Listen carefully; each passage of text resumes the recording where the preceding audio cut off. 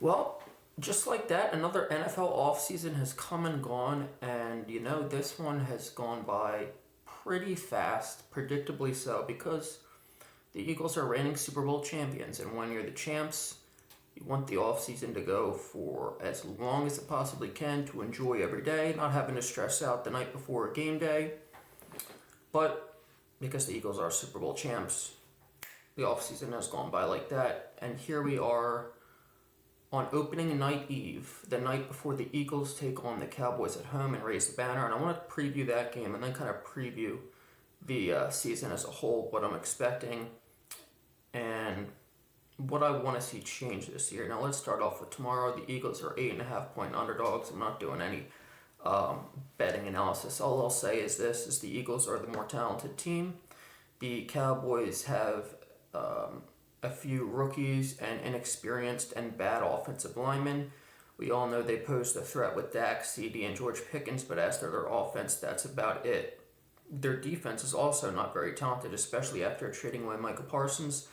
They went from one of the top-ranked defenses when he is on the field to one of the worst. Now, normally you say, one player doesn't have that much of an impact, but he did. So, them trading him to Green Bay wasn't good because it makes Green Bay better, but in terms of this matchup, it makes the Cowboys much worse, and the Eagles should win this game rather easily, as long as they don't shoot themselves in the foot on offense, and the defense doesn't have too much trouble defending CeeDee Lamb and specifically George Pickens, because that number 2 cornerback spot is a question mark. I believe they're going to start Adoree Jackson, but Shaquarian Bennett, who they acquired from the Raiders, is also an option. I think he's their best option, but we'll see how the year plays out. Maybe he'll take over. Either way, I think the defensive line has enough talent that they should dominate the Cowboys' offensive line, where even if they do start to push the ball down the field, they'll be relatively ineffective doing so because Dak doesn't have much time. Now, let's talk about the Eagles and their chances of repeating and what I'm expecting this season. Just my overall attitude this season. Now, I said last year, if the Eagles win the Super Bowl, I'm not going to be the guy that acts like the sky is falling after every loss. Here's what I will say. I can live with the results. If they don't end up repeating this year, they have a good year, but they don't end up repeating because the defense took a step back and they need to, replenish this area of the team. They didn't get a chance to do that in one offseason. I can live with that. What I absolutely cannot live with is going through the same bad offensive process that they went through many weeks last year, where it took them having another game throwing the ball for Jalen Hurts to sit down and be like, that's what y'all wanted to see, right? Like, yes, that's what I wanted to see all season long. Let me be clear. I don't care about stats. I'm not asking Jalen Hurts to throw for 300 yards every week and throw for 3 touchdowns, although it would be nice to maybe silence some of the haters even after the Super Bowl win. What I want is good offensive process. I don't want to see the same 5 plays called over and over again. I don't want to see a play where all 5 players are running, to the same spot, or they're all running 5 yards downfield. There's only one option against man. If they're in a zone, well, then Jalen just has to scramble or throw the ball away, or he holds onto it and gets sacked. Now, Kevin Patullo, the new offensive coordinator, he's been the passing advisor coordinator, whatever. He's been around a few years, so it's not like it's a new guy in the building. He said the concepts will stay the same. That's fine. Jalen likes to throw outside the numbers. He likes to throw deep. He doesn't throw over the field as much as some other guys because of arm strength, and he's not as quick as a processor. That's all fine. That being said, there is no logical reason for them to completely avoid the middle of the field. You can scheme open plays in the middle of the field, whether that's screens or just finding soft spots in zone coverage when you recognize teams playing zone. So there needs to be, and even using play action.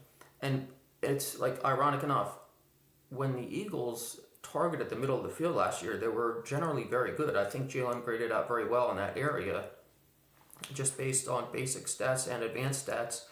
But I don't have the info on me right now, but he did very well. That said, they didn't do it enough. They're going to have to do it more this year. My ideal offense looks like it did in the Commanders game, in the NFC Championship game. And you're probably like, oh, well, they're not going to score 55 points every time. That's not the point. The process of that game was perfect. I remember it vividly, except for maybe like 1 or 2 times where they couldn't pick up a blitz. they start the game off kind of like a play that looks like a Kyle Shanahan play, where instead of just a regular handoff, it's a crackback or a toss back run to Saquon, brings it in for a touchdown. You had a few plays where Jalen a designed run to the right side of the field, hit A.J. Brown, get him on the move. A good way to get the defense, just a different look. There was a few plays, a few screens to Goddard. There was an emphasis on getting the ball to Dallas Goddard. That's another thing. He's one of the best tight ends in the league. I know he gets hurt a lot, but we need to feature him more on the offense. All the attention is going to be on A.J. Brown and Devontae. Get Dallas Goddard involved more. Even Jahan Dotson, just get him catches. I don't want us to build a game plan around him or those guys, but getting them involved and having more guys that can beat you makes it harder on the defense. And there was even plays where they did like jet motion sweeps with Goddard and Devontae. There's just so many different things, wrinkles they can add in. Even throwing more in the red zone instead of running with Saquon or the tush push. The tush push from the 1 yard line is fine, but also there are times where the defense knows they're running and they just have to settle for too many field goals. There can be easily schemed up plays in the red zone. You can fake the run on a RPO, get Jalen on the run, and have guys break towards the corner. They've done that play plenty of times, more so in 2022 and 2023 than last year. There's plenty of ways you can incorporate new looks while keeping the same core concepts.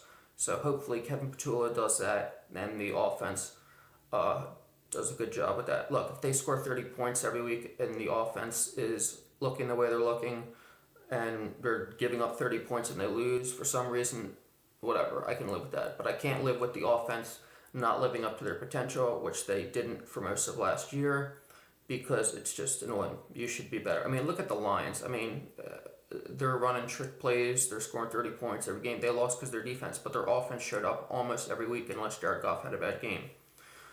But for the most part, their offensive process was good because they had tons of talent on the offensive side of the ball, just like the Eagles. Now, again, just to put a bow on this, I'm aware, Jalen Hurts isn't going to be threading the ball over like two defenders in the middle of the field like prime Aaron Rodgers. That being said, there's no reason for the playbook and the concepts of the offense to be as limited as it was last year. So that's just the main thing. Other than that, I'm excited for the season to get started. I don't really have a season prediction or anything. I think the Eagles will be good again. The question, I think they can repeat. What depends, obviously getting the number 1 seed and home field advantage is absolutely huge. They didn't get a bye last year. A bye would be great, and health, and basically who's going to step up on the defensive line with so many guys gone.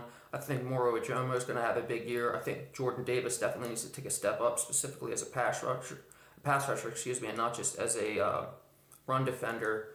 And Jalen Carter, I have faith in him. He's only going to get better. But those 3 guys and the cornerback spot is going to be a position to watch. And I'm sure Howie will make moves, but that's for a later date.